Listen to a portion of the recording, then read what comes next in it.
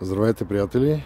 Окончателно приключих с оразмеряването. Вече знам опорните точки как се получават. Слизам да правя долу основната носеща града с колоните, 4 колони. Трябва да ги направя, да ги закрепа и след което започвам да слагам тези така наречени ребра на размер 60 см, 1,20, за да мога да захващам ОСБ-то. Чао за сега. И така намазвам на места с лепило за дърво.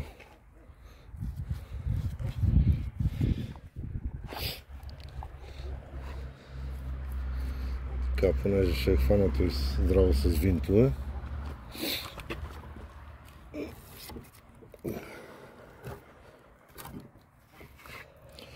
Така.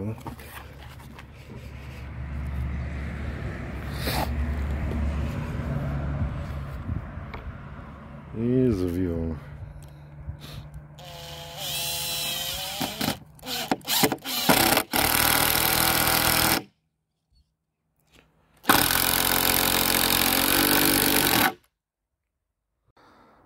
И нещата започват да се получават. Ето, дългата града е готова, сглобена. Направил съм си колонки 10 на 10 от две части. И сега ми остава само да я кача горе.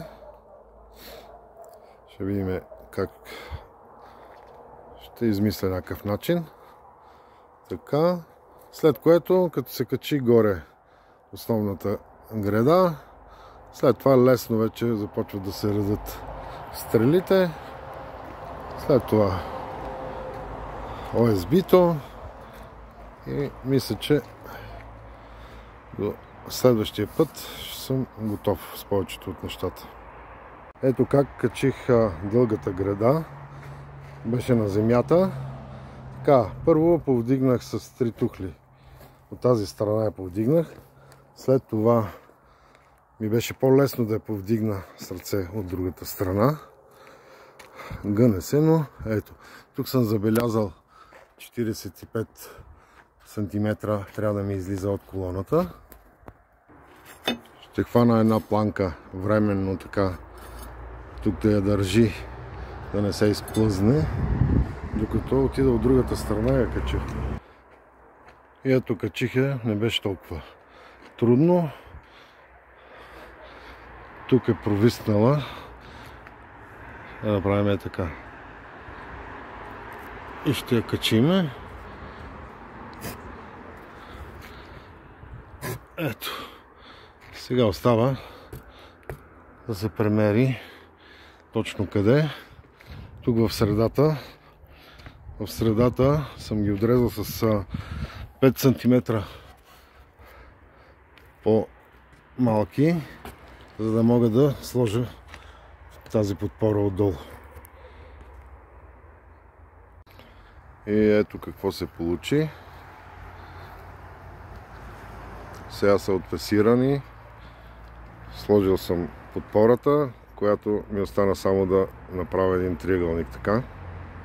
И тук, в другия ъгъл, тук пак 2 триъгълника. И в на крайната колона още един триъгълник ще направя така за укрепване, но сега трябва да задействам въпроса с тези гради отгоре, да ги закрепя и да започвам да качвам ОСБ-то. Завия и това е до следващата стъпка с ОСБ-то. Ще има боя отгоре, след което ще се слагат ламарините. Чао за сега!